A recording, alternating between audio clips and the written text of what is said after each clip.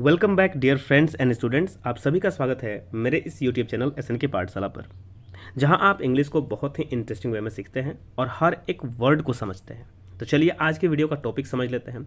आज हम बात करेंगे वेस्ट बंगाल बोर्ड क्लास जो 9 है उसका एक लेसन नंबर 7, जिसका नेम है टॉम लूजेस द टूथ, जो कि आपके सामने दिख रहा है। मैंने इस वीडियो को काफ़ी अच्छे से पढ़ा, मैंने चैप्टर को काफ़ी अच्छे से पढ़ा और समझा दिया है। इसको समझने के लिए आप ऊपर आ रही वीडियो के लिंक पर क्लिक करके देख सकते हैं या फिर डिस्क्रिप्शन बॉक्स चेक कर सकते हैं, वहां आपको इसका वीडियो मिल जाएगा। आज के वीडियो में हम बात करेंगे इसके एक्सरसाइज सॉल्यूशन यानी कि क्वेश्चन आंसर के बारे में, जहां हम हर एक बात यानी कि हर एक बात जो जुड़ी होगी इसके क्वेश्चन आंसर से जुड़ी होगी। तो चलिए देर न करते हुए हम आगे बढ़ते हैं और समझने की कोशिश करते हैं। तो आपका एक्सरसाइज 1 स्टार्ट होता है कुछ इस तरह से। पहला क्वेश्चन का टाइप क्या है उसको ध्यान से पढ़िए और समझिए। सबसे पहले लिखा हुआ है टिक द करेक्ट आंसर। इसका मतलब होता है सही उत्तर पर निशान लगाए फ्रॉम द गिवन अल्टरनेटिव्स, यानी कि जो नीचे अल्टरनेटिव्स माने उसके विकल्प दिए गए हैं, एक से ज़्यादा ऑप्शन दिए गए हैं, उसमें से तो जो सही है उसको टिक करना है। तो जैसे आपके सामने दिख रहा है यहाँ पर कि सब कुछ रेडी करके ही प्रिपेयर करके आपके सामने प्रेजेंट किया गया है।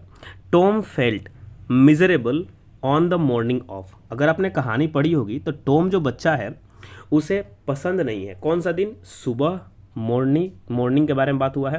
कौन सी सुबह? तो जो सुबह है वो मंडे की है, क्योंकि वो एक ऐसा बच्चा है जिसे स्कूल जाना बिल्कुल पसंद नहीं है। इसीलिए मंडे मॉर्निंग यानी कि मंडे जब भी आता है तो उसको लगता है कि आज से फिर से एक स्लो सफरिंग वाला वीक स्टार्ट हो गया है, इसलिए उसे मंडे मॉर्निंग पसंद नहीं है। वीडियो देखेंगे तो सब कुछ क्लियर हो जाएगा। तो इसका आंसर क्या होगा, जो कि आप यहाँ पर देख ही पा रहे हैं, मंडे। तो यहाँ आंसर आप फिल करिएगा Tom felt miserable on the morning of Monday. ठीक, ये आपका पहला आंसर हो गया। दूसरा क्वेश्चन चलेंगे, वो उसमें और अच्छे से समझते जाएंगे, एक एक बात को आप क्लियर समझते जाएंगे। यहाँ पर क्वेश्चन नंबर 2 क्या है, if aunt Polly was to know that Tom had a loose tooth she would. Aunt Polly जो उसकी आंटी है, अगर वो ये जान जाए कि जो टॉम है उसका जो टूथ है वो क्या है, लूज है, तो क्या करेंगी, कॉल अ डॉक्टर, एक डॉक्टर को बुलाएंगी, ब्रिंग हिम सम मेडिसिन, उसको कुछ दवाइयाँ ला कर देंगी, श्योरली पुल इट आउट, उसे जरूर निकाल देंगी, टेल हिम टू रेस्ट। तो सही बात तो यह है कि वो उसे क्या करेंगी, तुरंत पकड़ करके निकाल देने का बात हुआ है। यहाँ पर क्या करेंगी, उसे निकाल देंगे। ऑप्शन नंबर सी एकदम सही है इसका। ठीक, इस तरह से अब मैं हर आंसर को नहीं पढ़ूंगा, जस्ट आपको समझाते जाऊंगा और आंसर बताते जाऊंगा। मतलब सबको पढ़ने की आपको आवश्यकता नहीं है, क्योंकि अब जो कहानी सुनिएगा तो आपको ऑलरेडी समझ में आ जाएगा और इससे वीडियो में बड़ी नहीं करना चाहता हूँ। तीसरा नंबर क्वेश्चन है, Tom drew his sore toe from under the what. देखिए सोर टो का मतलब होता है, टो मतलब अंगूठा और सोर का मतलब फूला हुआ। तो वो अंगूठा जो फूल गया था टॉम का, वो कहाँ से निकालता है, तो याद रखिएगा सीट के नीचे से, SHEET, सीट। इसका ऑप्शन नंबर ए जो है करेक्ट आंसर है। कहानी पढ़ते हैं आपको क्लियर हो जाएगी। उसके बाद है question number 4, Sid flew down the stairs. Sid जो था वो तेजी से, फ्ल्यू डाउन का मतलब हो गया उड़ते हुए जाना, मतलब कि तेजी से गया। कहाँ गया, डाउन नीचे, स्टेयर्स सीढ़ियों से होते हुए, टू कॉल बुलाने के लिए। किसे बुलाने के लिए, आंसर होगा अपनी आंटी को, यानी कि aunt Polly. D number option इसका करेक्ट है। इसके बाद आगे बढ़ेंगे, यहाँ चलिएगा, लिखा हुआ है question number 5, the thread that Mary got aunt Polly was made of. क्या लिखा हुआ है, the thread that Mary got aunt Polly was made of. वह थ्रेड जो मैरी लेकर आई, ठीक, आंट पोली के लिए, वो किससे बना था। आप यहाँ बात करिएगा, कहानी सुनिएगा तो उसमें लिखा होगा सिल्क का बना हुआ, रेशम का था। तो ये इसका सही आंसर है। इस तरह से हमारे 5 क्वेश्चन खत्म हो गए। इसके बाद आगे का जो एक्सरसाइज है, एक्सरसाइज 2 की बात करते हैं। यहाँ लिखा हुआ है आंसर द फ्लोइंग क्वेश्चंस। उत्तर दीजिए नीचे दिए हुए प्रश्नों के। अच्छे से आप समझ जाइएगा, ध्यान से एक एक बात को देखते रहिए, बस क्लियरली आपको हर चीज समझ में आता जाएगा। लिखा हुआ है which one of Tom's teeth had come loose. याद रखिएगा, टॉम का जो टूथ था, जो बता रहा था कि लूज हो गया है, लेकिन क्वेश्चन पूछ रहा है कि कौन सा, विच वन, उसमें से कौन सा, विच one of Tom's teeth, Tom के दांतों में से कौन सा लूज हो गया था। आंसर करेंगे one of Tom's upper front teeth. कौन सा, one of Tom's upper front teeth. ये आप बात याद रखिए, यानी कि ऊपर वाला। अब आप जानते ही हैं कि हमारा जो माउथ का स्ट्रक्चर होता है उसमें 2 लाइनों में दांत होती है, एक ऊपर एक नीचे। तो इसमें से अपर फ्रंट मतलब होता है सामने वाला, पीछे वाला नहीं, बैक वाला नहीं। जैसे अगर मान लेते हैं हम इसको ऐसे दिखाने की कोशिश करें तो फ्रंट वाला जो तीथ था वो क्या था, तीथ में से वन ऑफ, उन 30 दांतों में से हैड कम लूज, एक लूज हो गया था। क्लियर हो गया। आगे बढ़ेंगे। क्वेश्चन नंबर 2 कहता है how are Sid and Mary related to Tom. Sid और मैरी टॉम के कौन थे, रिलेटेड टू मैंने रिलेशन, उनका रिलेशन बताना है। Sid is Tom's brother and Mary is Tom's cousin. क्या हो गया, सीड जो है वो टॉम का भाई है और मैरी उसकी कजिन है। ये बात आपको याद रखना है, टॉम की कजिन। उसके बाद अगला है, सब कुछ स्टोरी में आपको समझ में अच्छे से आ जाएगा। Why did Tom ask Sid not to steer him. Sid ने क्यों पूछा। देखिए इसका आंसर पूरी तरह से करने जाओगे तो मैं अच्छे से समझाता हूँ, ध्यान देना। Y did Tom ask, Tom ने क्यों पूछा सीड से नॉट टू स्टीयर हिम, कि उसे वो धक्का ना दे या हिलाए नहीं उसके शरीर को। पकड़ के हम लोग बोलते हैं ना किसी को, खींचाताई ना करे उसके साथ, स्टीयर कहते हैं उसे। तो ये आपको समझ में आ गया। जब इसका आंसर करोगे पूरी तरह से तो वो आंसर कैसे होगा, तो ध्यान रखना डीड और वाई डीड जो लिखा हुआ है इस बात से यहाँ से बात होगी, क्लियर करना होगा यहाँ से। तो यहाँ से आपको एक एक बात मैं समझाते जाता हूँ, ध्यान से देखते जाइएगा। तो why did Tom ask Sid not to steer him. सबसे पहले जब आंसर करेंगे तो ध्यान रखिएगा सब्जेक्ट लगाना होगा। यहाँ पर लिखा because one of Tom's toes was paining, क्योंकि उसका एक टो जो था वो क्या कर रहा था, पेन कर रहा था। लेकिन ये तो केवल आंसर हो गया, लिखने का तरीका सही कैसे करना होगा उसके लिए आपको लिखना होगा। मैं लिख के ही दिखा देता हूँ। टॉम आस्क जो है उसको पास्ट टेंस फॉर्म में आस्क्ड कर देंगे। Tom asked Sid, Tom ask Sid not to steer him. पहले आप लिखेंगे ये वाला बात और देन उसके बाद आप ये जो लाइन दिख रहा है उसको फिल कर देंगे, तब जाकर के फुल स्टॉप को लगाना होगा और तब ये सेंटेंस पूरी तरह से कंप्लीट होगा। तो why did Tom ask Sid not to steer him, answer होगा Tom asked Sid not to steer him because one of Tom's toe was paining, क्योंकि उसका एक टो पेन कर रहा था या फिर उसे दर्द हो रहा था, ऐसा वो बताता है कहानी में। अगले लाइन पर चलते हैं। Why did Tom pretended his toe was paining. Tom ने ऐसा क्यों दिखाया कि उसका जो, वाई डिड टॉम प्रिटेंडेड मैंने टॉम ने ऐसा क्यों दिखाया, प्रिटेंड किया, दिखावा किया कि हिज टो, उसका जो टो था, पैर का अंगूठा था, वॉज पेनिंग, दर्द हो रहा है। इसका क्या कारण था। तो इसका आंसर भी वैसे ही पहले की ही भांति करेंगे। तो कैसे करेंगे, टॉम प्रिटेंड जो वर्ड है, खाली आपको क्या करना है वो ध्यान दीजिएगा। प्रिटेंड जो वर्ड लिखा हुआ है PRETENDED कर दीजिएगा उसे आंसर करते समय, प्रिटेंडेड। तो सबसे पहले हम लगाएंगे टॉम, इसके बाद लगाएंगे pretended his toe was paining because Tom wish to stay at home instead of going to school, क्योंकि टॉम चाहता था, विश टू स्टे मतलब वो चाहता था कि घर पर ही रुक जाए स्कूल जाने की अपेक्षा, या स्कूल जाने के जगह पर वो घर पर रहना पसंद कर रहा था।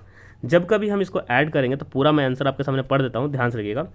टॉम प्रिटेंड को खाली क्या करना है, जस्ट उस बात को याद रखिएगा कि प्रिटेंड में ED लगा करके आंसर करना होगा। तो पूरा पढ़ता हूँ।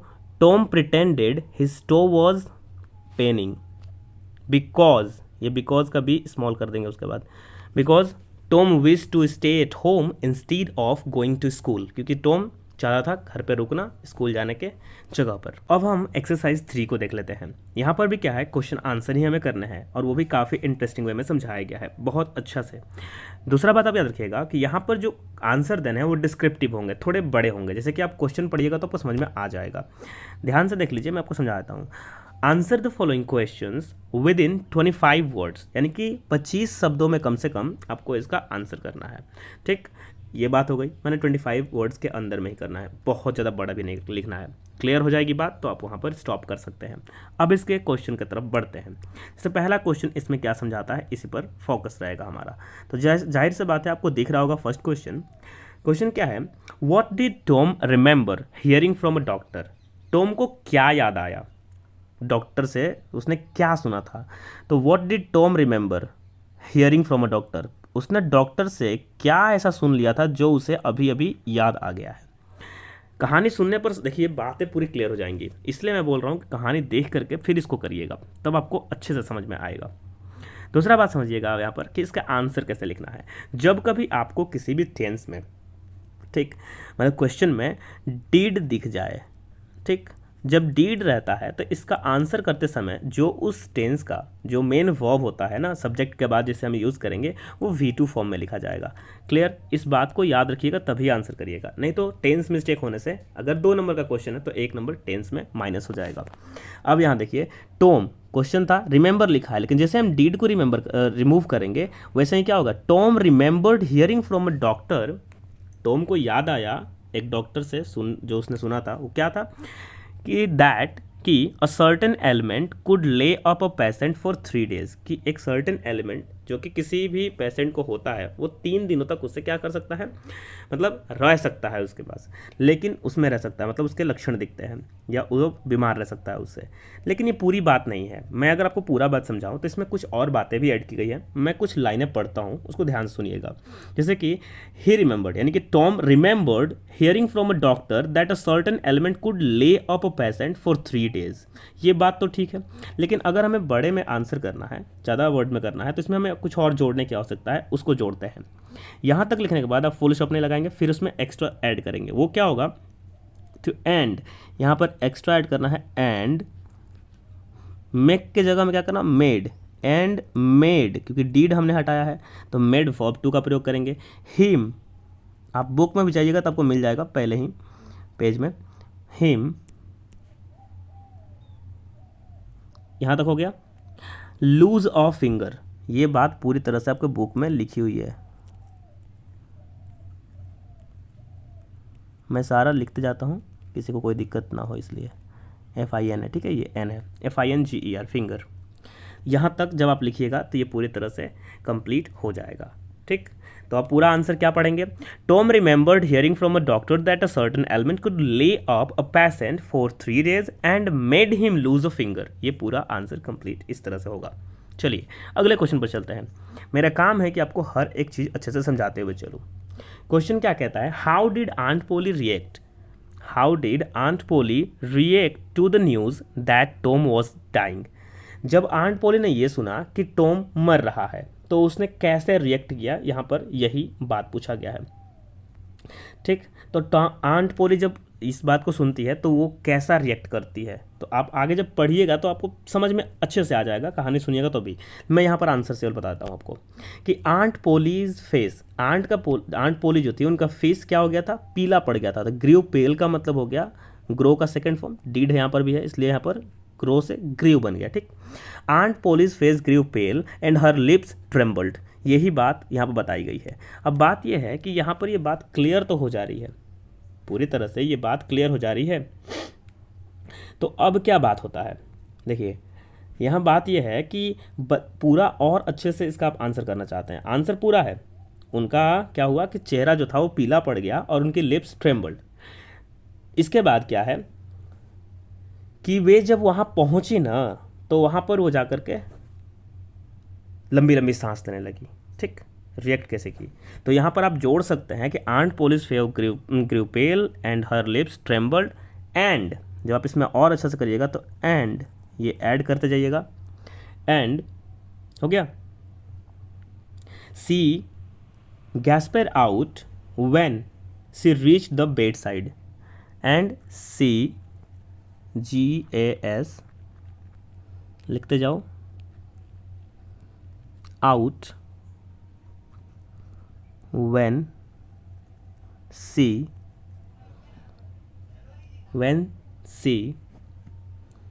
reached the bedside। तो अगर आपको बड़ा आंसर लिखना है, आपके अगर टीचर्स पूछते हैं तो आप यहाँ तक इसके आंसर को करिएगा। मैं एक बार पूरा पढ़ देता हूँ। Aunt Polly's face grew pale and her lips trembled and she gasped out when she reach the bed side. तो ये पूरी तरह से हुआ कि आंट पोली रिएक्ट कैसे की है, वो पूरा का पूरा बात क्लियर हो गया। उन्होंने क्या प्रतिक्रिया की, रिएक्ट करने का मतलब होता है जब ये बात जानती है कि टॉम मर रहा है, यानी कि टॉम को पेन हो रहा है या दर्द हो रहा है, जो भी बात है। आई थिंक क्लियर होगा। अब अगला क्वेश्चन क्या है वो देखते हैं। क्या हुआ है, how was Tom's loose tooth taken out, जो टॉम था उसका लूज टूथ को कैसे निकाला गया।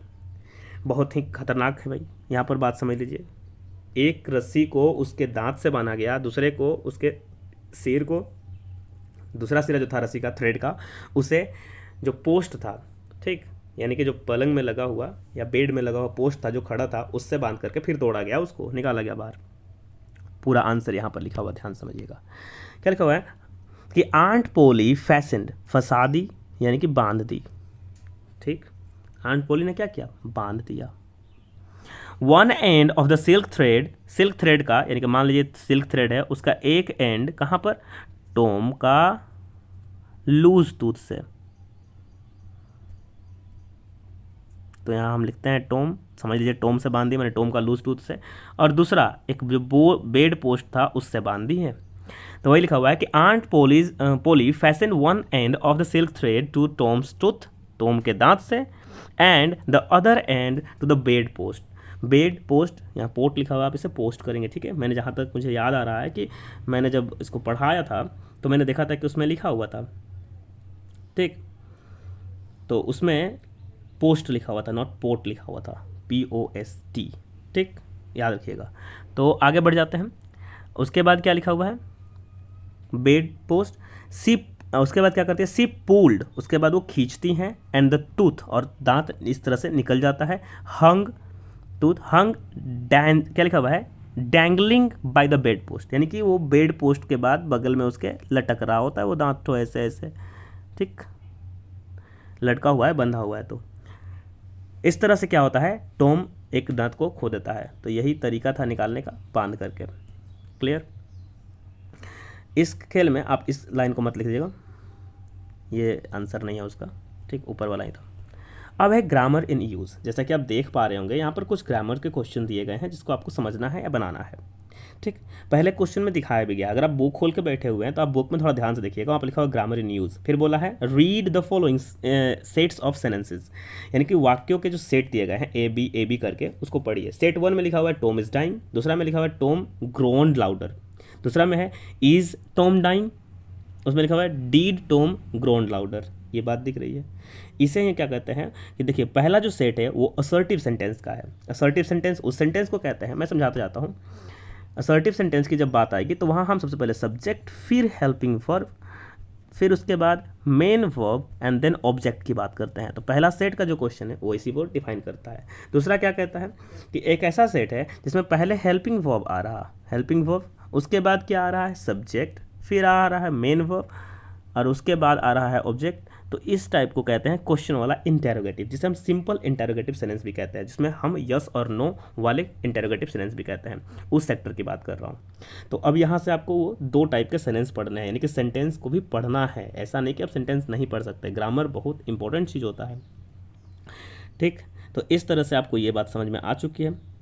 उसके बाद एक्सक्लेमेटरी सेंटेंस। अब मैं क्या करूंगा, देखिए इतना थोड़ा सा पढ़ने से नहीं होगा, मैं कोशिश करूंगा कि मैं आपके लिए अच्छे से एक डिटेल्ड वीडियो बनाऊं जिसमें assertive sentence, interrogative sentence, optative sentence, imperative sentence and exclamatory sentence, ये 5 टाइप के जो सेंटेंस हैं according to meaning and function and nature, उसको मैं अपलोड करूंगा। उसको आप अच्छे से देखिएगा, फिर आपको बहुत अच्छे से क्लियर हो जाएगा, सब कुछ क्लियर हो जाएगा।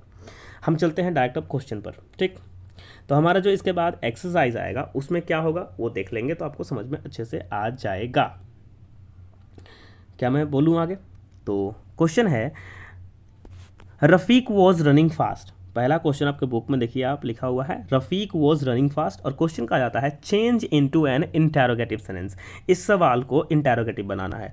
दिक्कत यह है कि जब कभी ऐसा चेंज करने आता है, ठीक, तो आप नॉर्मली चेंजेस को नहीं कर सकते। समझिए कि हम मैथ में पढ़े हुए हैं कि जैसे x बाई वाई लिखा है, हमें क्या करना है 2x लिखना है, तो हम क्या कर देंगे कि 2 से मल्टीप्लाई कर देंगे x को और नीचे में y लिख देंगे। तो ये मिस्टेक हो जाएगा, क्योंकि हम जानते हैं कि अगर हम ऊपर में कोई चीज़ चेंज करते हैं तो हमें नीचे में भी चेंज करना पड़ता है। तो दैट इसी कारण से हमें नीचे भी 2 से मल्टीप्लाई करना होगा, तब जाकर के 2x इन 2y सही होगा। क्योंकि जब 2 कटता है तो ऑलरेडी 1 आता है, और जब किसी भी नंबर को हम x बाई वाई से लिखा हुआ है 1 से मल्टीप्लाई करेंगे तो फिर x बाई वाई ही आता है। तो इसी कारण से जैसे इस थ्योरी को आपने पढ़ा होगा, इस थ्योरी को पढ़ा होगा, इसको समझे होंगे, वैसे ही यहाँ पर भी है कि आप किसी भी सेंटेंस को ऐसे नहीं बदल सकते जब आप बदलेंगे तो उसका मीनिंग चेंज नहीं होना चाहिए। जब मीनिंग चेंज नहीं होना चाहिए तो उसके लिए कुछ रूल्स को फॉलो करना पड़ता है। जैसे रफ़ीक वॉज रनिंग फास्ट, अगर कोई बोलता है कि सर इंटेरोगेटिव कर दो तो क्या कर सकते हो? आप बोलिएगा कि हेल्पिंग वर्ब को उठा के आगे कर देंगे, आप ही तो बोले थे कुछ देर पहले, इसको आगे करने से क्या होता है, इंटेरोगेटिव बन जाता है। लेकिन ऐसा नहीं है, जैसे ही आप आगे करिएगा इसका मीनिंग भी चेंज हो जाएगा। तो इस कारण से क्या किया जाएगा कि सबसे पहला काम रफ़ीक रनिंग फास्ट, जो रफ़ीक वॉज रनिंग फास्ट में क्या करिएगा, वॉज रफ़ीक, सबसे पहले हेल्पिंग वर्ब को आगे लाइए और उसके साथ नेगेटिव वर्ड नॉट का प्रयोग करिए। वॉज नॉट रफ़ीक, लेकिन ये भी एक तरीका गलत है, मैं आपको जो लिख के देता हूँ उसको सही से करिएगा, ठीक है। थोड़ा सा जब PDF बनाएगा तब थोड़ा सा प्रॉब्लम हो गई है, तो मैं इसको पूरा अच्छे से लिख देता हूँ। वॉज, सबसे पहले आप लिखेंगे वॉज, उसके बाद आप लिखेंगे रफ़ीक,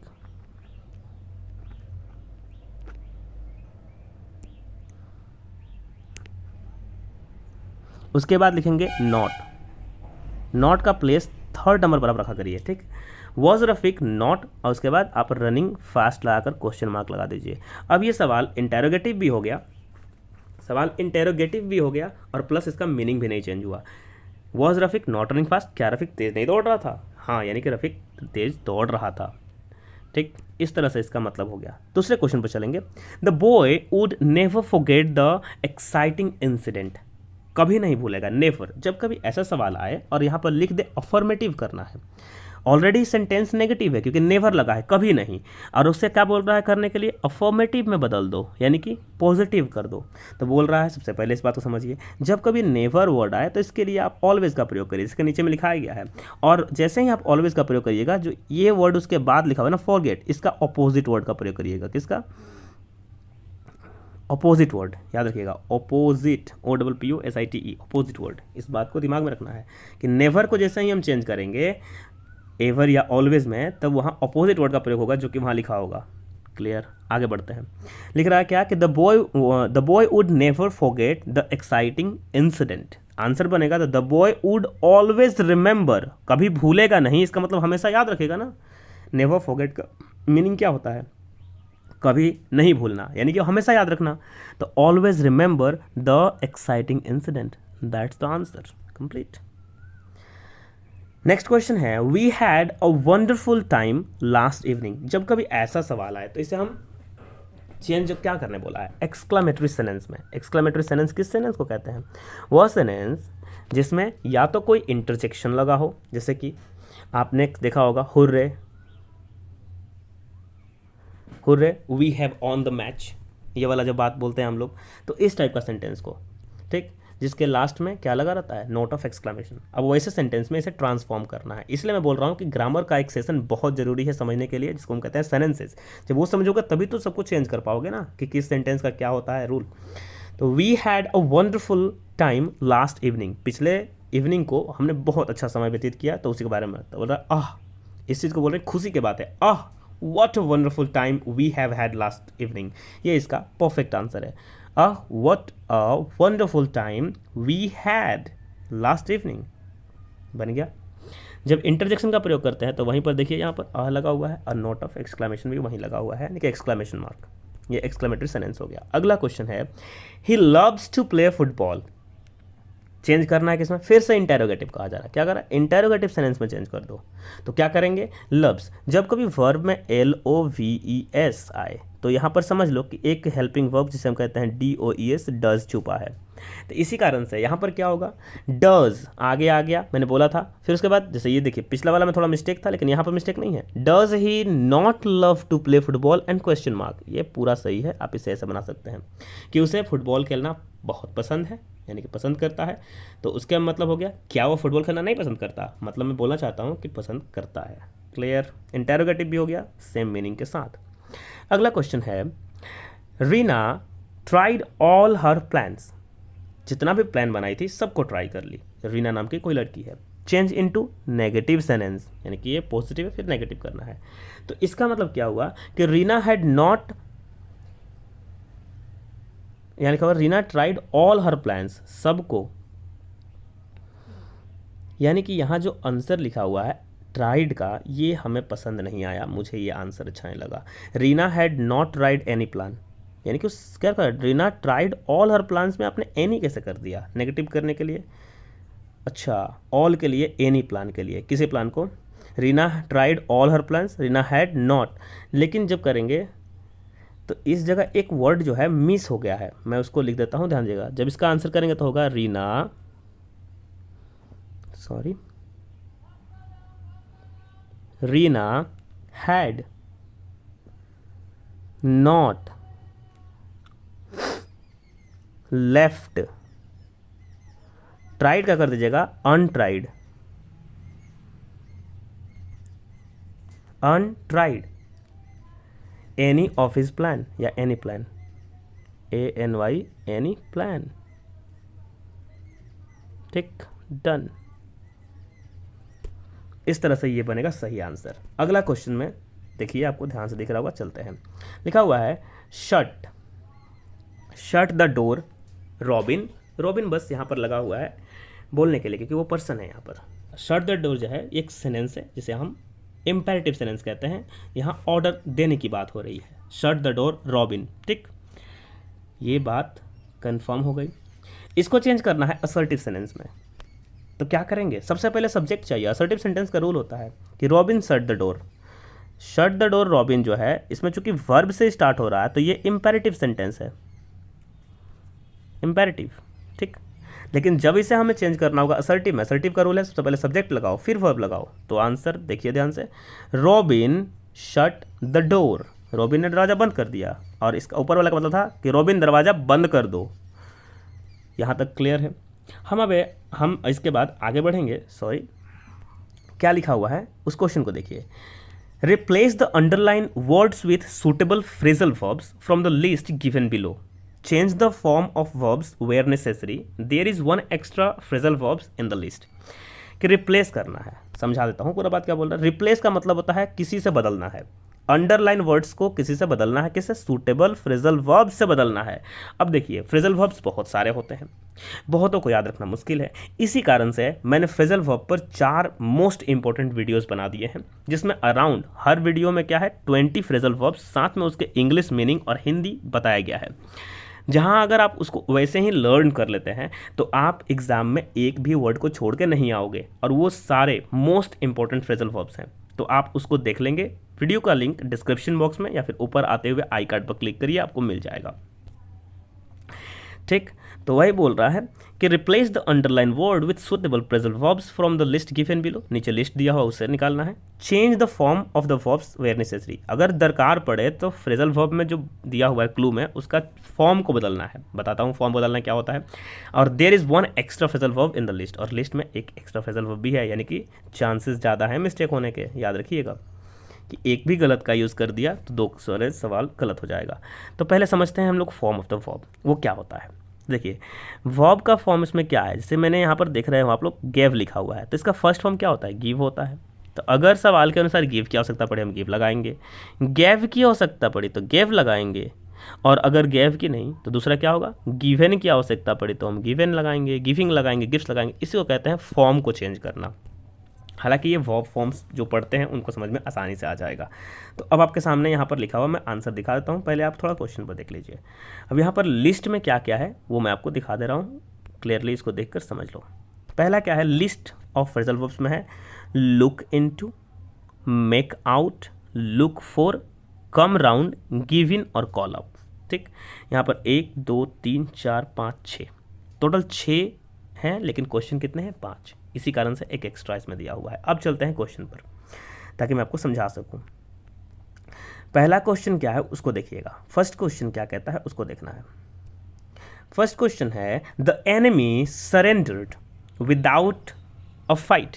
एनिमी माने दुश्मन, सरेंडर माने क्या किए? अपने हाथ डाल दिए, माने हार मान गए। विदाउट अ फाइट, बिना लड़े। सरेंडर का मतलब होता है बिना, मतलब किसी के आगे अपने आप को समर्पित कर देना। ठीक, तो यहाँ पर क्या होगा? इसके लिए आंसर होता है गिव इन। तो गिव इन नाम का वर्ब यहाँ लगता है, GIVE, give in phrasal verb का प्रयोग करते हैं। लेकिन चूंकि यहाँ पर वर्ब टू का प्रयोग किया गया है, सरेंडर नहीं सरेंडर्ड लिखा गया है, तो हम गिव का भी वर्ब टू का प्रयोग गैव का प्रयोग किए हैं, gave in without a fight. I think अब समझ में आ रहा होगा आपको फॉर्म। अगले क्वेश्चन पर ध्यान दीजिए। वो क्या कहे? The child recover in a month, recovered, the child recovered मैंने बच्चा ठीक हो गया इन अ मंथ। रिकवर का मतलब ठीक होना होता है। अब इसके लिए जो फ्रेजल वर्ब लगता है वो है कम राउंड, ठीक होना, कोई बीमारी हुई हो तो ठीक हो जाना, या कुछ चोट लगा हो ठीक हो जाना, तो कम राउंड नाम का फ्रेजल वर्ब का प्रयोग हम लोग करते हैं, ROUND। लेकिन चूंकि यहाँ पर वर्ब का फॉर्म क्या है, ईडी फॉर्म में है, यानी कि टू फॉर्म में, सब्जेक्ट के तुरंत बाद अगर वर्ब का फॉर्म ईडी लगा हुआ मिल जाए आपको तो समझिए वो वर्ब टू में है, तो उसे हम क्या कहेंगे। जब ऐसा आपको दिख जाए, ऐसा आपको समझ में आए, तो आपको दिमाग में एक बात बैठा लेनी है। उस बात का क्या नाम है कि वर्ब के फॉर्म को चेंज करना पड़ेगा। तो कम राउंड ना लिखकर हमने क्या लिखा, कम का पास्ट फॉर्म कैम राउंड। अब क्लियर हो गया होगा। आगे लिखा हुआ है इन्वेस्टिगेटेड, ठीक, the police investigated the case, police ने केस की जांच पड़ताल की। इन्वेस्टिगेट करने का मतलब होता है। अब लुक इनटू द मैटर का मतलब यही होता है, लुक इनटू, सिंपल भाषा में समझिए, लुक इनटू, ठीक। लेकिन यहां पर हमने क्या देखा, लुक्ड इनटू। ये क्यों हुआ, क्योंकि इन्वेस्टिगेटेड पास्ट टेंस फॉर्म प्रयोग किया गया है, तो हमने भी लुक का क्या कर दिया, पास्ट टेंस प्रयोग किया, जिसको हम कहेंगे लुक्ड इनटू। तो जहां आपको सिखाए गए होंगे वो यहाँ फर्स्ट फॉर्म में होंगे, लेकिन इसके फॉर्म को चेंज करना भी सिखाया गया होगा, क्योंकि उन फ्रेजल वर्ब को जो पढ़ाया गया है उसमें एक्सरसाइज भी करवाई गई है। क्लियर, आगे बढ़ते हैं। अगला क्वेश्चन है, Pooja could not understand what her sister said, Pooja नहीं समझ पाई क्या उसके बहन ने कहा। Pooja could not understand what her sister said. समझिएगा इसको, अंडरस्टैंड का होता है मेक आउट, ठीक। कुड जो है इसे मॉडल वर्ब कहते हैं और प्राइमरी मॉडल से ये, तो उसके लिए मॉडल वर्ब के बाद हमेशा देखिएगा जब मॉडल वर्ब्स आएंगे तो उनके बाद वर्ब का फर्स्ट फॉर्म दिया रहता है, ठीक। जब तक मॉडल वर्ब में से कुड है तो वर्ब फॉर्म का फर्स्ट फॉर्म, लेकिन कुड हैव होता है तो थर्ड फॉर्म, ये भी याद रखना होगा आपको। हैव वर्ब जब उसमें जुड़ता है तो हम कुड की बात कर रहे हैं, जैसे कि may, might, can, could, will, would, shall, should, ought to, need, dare, ये सब मॉडल वर्ब्स हैं। अब इनके बाद जो वर्ब आता है उसे हम वर्ब का फर्स्ट फॉर्म कहते हैं। इसी कारण से यहाँ मेक आउट जो है, जो कि सही फॉर्म भी है, मैंने क्या बोला, अंडरस्टैंड के लिए फ्रेजल वर्ब मेक आउट का प्रयोग होता है, और यहाँ उसी फॉर्म में लिखा गया है क्योंकि फर्स्ट फॉर्म में ही है। तो मेक आउट, मेड आउट नहीं करने गए इसे हम। क्लियर, समझ में आना बहुत ज़रूरी है। अगला क्या है वो देखिएगा। अगला कहता है the old man could not remember, यानी कि जो बूढ़ा आदमी है उसे याद नहीं। क्या याद नहीं है, ऐसा कौन सा काम है जो बूढ़े आदमी को याद नहीं है। इस बात को आपको ध्यान देना है कि यहाँ बोला है कि the old man could not remember his childhood experience. Childhood एक ऐसा, चाइल्डहुड क्या है, एक नाउन है, ये एक एब्स्ट्रैक्ट नाउन है, मैंने बचपन का जो एक्सपीरियंस है, याद है, उसको याद नहीं कर पा रहा। तो लिखा हुआ है the old man could not. अब फिर से कुड आया, कैन कुड मैंने बोला तो था कि मॉडल वर्ब है, इसके बाद जो वर्ब आया वो किस फॉर्म में है, रिमेंबर फर्स्ट फॉर्म में है, तो आंसर कॉल्ड अप नहीं बल्कि कॉल अप ही आंसर सही है। तो इस तरह से पूरा तरह से ये ग्रामर सेक्शन भी कंप्लीट होता है। देखिए ग्रामर के बाद आपके बुक में एक क्वेश्चन दिया हुआ है और उसे हम राइटिंग एक्टिविटीज़ कहते हैं, ठीक। कॉम्पोजिशन में लिखा हुआ है कि right a report with in 100 words for an English daily using the given information. यहाँ पर क्या लिखा हुआ है, सेवर साइक्लोन, एक साइक्लोन आया हुआ है। जितने भी बच्चे क्लास 9th में पढ़ रहे हैं उनको एक बात मेरी ध्यान से समझनी है। वो बात क्या है कि आपके लिए सबसे मोस्ट इंपॉर्टेंट अगर राइटिंग स्किल कुछ है इसके लिए, इस बार के लिए, तो वो है एक रिपोर्ट राइटिंग, और ख़ास करके किसी डिज़ास्टर पर या कोई एक्सीडेंटल रिपोर्ट। मैं और भी ऐसे बहुत सारे रिपोर्ट राइटिंग पढ़ा चुका हूँ ऑलरेडी, प्लेलिस्ट बनी हुई है, उसमें जाकर आप वीडियो को देख सकते हैं, ठीक। तो आपको समझ में आ जाएगा। क्लास 9 का प्लेलिस्ट में चल जाइए या फिर राइटिंग स्किल का प्लेलिस्ट जो है जिसमें लिखा हुआ है रिपोर्ट राइटिंग, उसमें जाकर देख लीजिए। तो यहाँ पर है कि कोई साइक्लोन आया हुआ उस पर रिपोर्ट लिखना है। हालांकि ये आपके बुक में लिखा हुआ है और यहाँ पर फॉर्मेट भी दिया हुआ है, तो आपको टेंशन नहीं लेनी, ठीक। इसके बाद क्वेश्चन एक्चुअली क्या है, कंपोजिशन में एक क्वेश्चन भी दिया गया है, क्वेश्चन नंबर 6, ध्यान से पढ़िएगा तो आपको समझ में आ जाएगा, ठीक। इसका आंसर भी आपको वहीं मिल जाएगा वीडियो में। क्या कहता है कि right a newspaper report on a road accident. Road accident हुआ है, उस पर आपको क्या करना है, एक रिपोर्ट तैयार करना है, ठीक। उसके बाद 100 वर्ड्स में, ओनली 100 वर्ड्स में, एक शब्दों में यूज़ करना है आपको और एक रिपोर्ट लिखना है। इसमें कुछ पॉइंट्स दिए गए हैं, यूज़ द फॉलोइंग पॉइंट्स। जैसे यहाँ पॉइंट्स क्या है, ब्रेक फेलियर, बस collided with a truck, 5 injured. मैंने उसको अच्छे से क्लियर कर दिया है, आप चाहे तो उस वीडियो को देख ले पहले अच्छे से और तब यहाँ पर आए।